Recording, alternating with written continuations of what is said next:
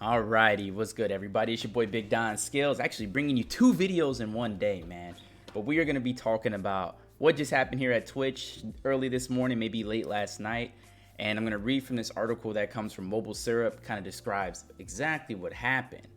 So, just like that, you see in the article, Twitch confirms that there's a data breach, and a leaker calls the community a toxic cesspool. So the breach comes among ongoing calls for Twitch to better protect users from harassment and hate raids. If you remember, I made a video, I believe, last month about the whole situation with the hate raids. Everybody's tired of it. It got ridiculous. Just tons of follow bots saying super racist things. And Twitch didn't really say or do much about it. So I'm gonna go ahead and read this article, and then we'll talk about what exactly happened with this hack and what everybody on Twitch needs to do. So a popular streaming Twitch platform confirmed on Twitter that it suffered a data breach. So the data breach right here from Twitch, the direct tweet says, "We can confirm a breach has taken place. Our teams are working with urgency to understand the extent of this. We will update the community as soon as additional information is available. Thank you for bearing with us." So really simple as that. They acknowledge that there has been a breach, but they haven't elaborated on how extensive it is. Well, there actually is some showcase of how extensive it is. So hackers accessed Twitch's source code and published over 125 gigabytes of data online from Twitch and related services. That's a big deal. Source code, the reason why it's such a big deal to protect your source code, because if you're not familiar with programming, source code is literally the direct code that's used to make the program run. So if you have access to the source code, you can literally go in there and do whatever you want, essentially. You can bug fix things, you can change it to be your own, you can make it malicious. So if you know the source code, essentially you have complete access and power to the program that you're going after. So this data includes the source code for Twitch and an unreleased Steam competitor from Twitch's parent company, Amazon. The linked information also included 3 years worth of payouts to Twitch creators. Further, the massive leak was labeled Part 1, suggesting more data could come in the future. So there's actually supposed to be a rival company called, what did we say the name of it was? It's a rival company to Steam. So Steam is by far the most popular form of getting games on PC, and to have a competitor to Steam is kind of a big deal. Amazon's been trying to come into the game market. They've been trying to, attack their way into it. Not doing the best, but they're doing all right. The person who posted the leak claims it's meant to foster more disruption and competition in the online video streaming space, and called the Twitch community a disgusting, toxic cesspool. It is worth noting that Twitch has recently struggled to deal with hate raids. Creators took a day off last month to protest and bring attention to the increased harassment and hate raids plaguing the platform.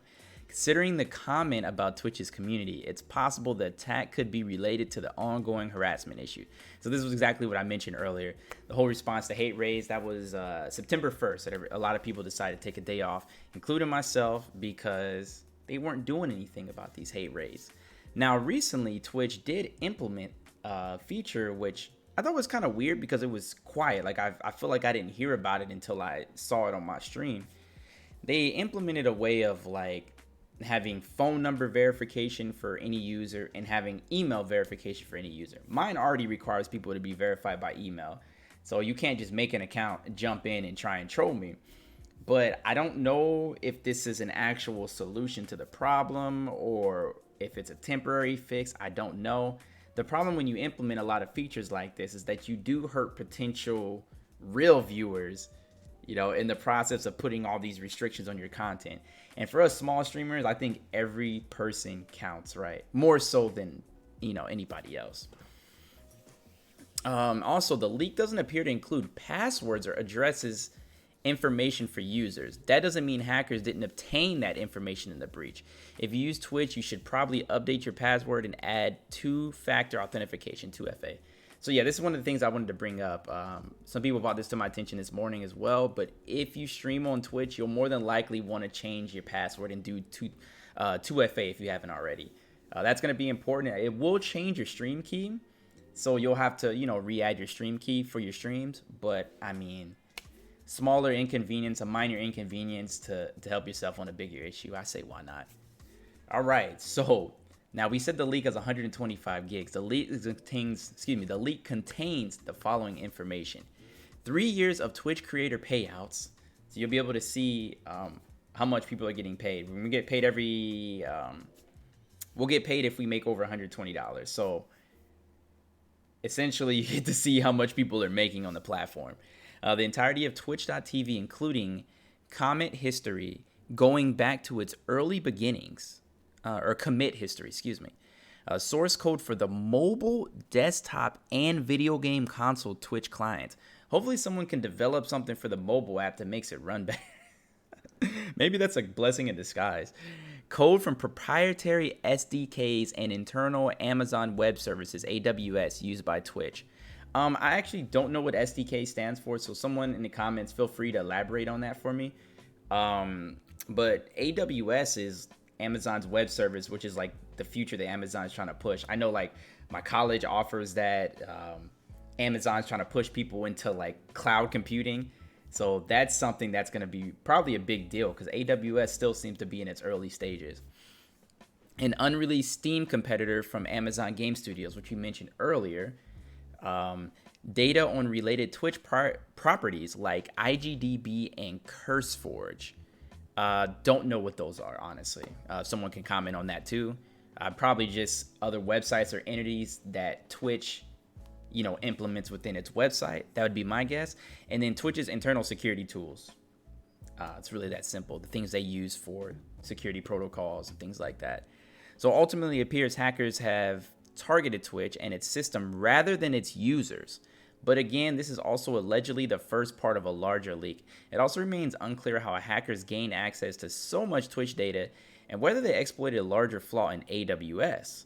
If so, that could pose significant problems since AWS powers such a larger amount of the internet. Yeah, I just mentioned AWS. Like I said, it's literally Amazon's push. That's like their future is cloud services, cloud computing. You even see with gaming's pushing towards cloud gaming. I can play my Xbox. I can stream an Xbox game to my phone and play it with a controller while I'm out the house. So pretty big deal. It stuff is crazy, man. I think it's really interesting. It's unfortunate for Twitch, but like it's hard for me to be sad after what's been going on. This gives me like Anonymous vibes, honestly, because Anonymous was, you know, kind of almost like a vigilante. Now, I think because of this, there could be some friendly fire, you know, that may affect some of us content creators. Hopefully that's to a minimum. But yeah, like I mentioned before, people are very tired with the things that Twitch is doing. I just made the video the other day about the pay to win situation with Twitch, and you can pay to have your views boosted. TikTok tried to do this too. Other platforms try to do this. Technically, you can do it with YouTube too, but it's not quite the same. So yeah, it's just a lot of ways of taking advantage of desperate content creators who may not actually have good content, but want to, you know, get things implemented. But that's all I have for this video. I just wanted to make this real quick. If you got anything you want to talk about with this, let me know. If there's more news and topics, I'll go ahead and talk about it too. We'll get the I gotta get the Big Don Boss Cast back into production again. I know I haven't done that in a really long time, but I do like to talk about, you know, at least one-off videos on random news topics as they come up, especially if they're really interesting, gaming or even life related.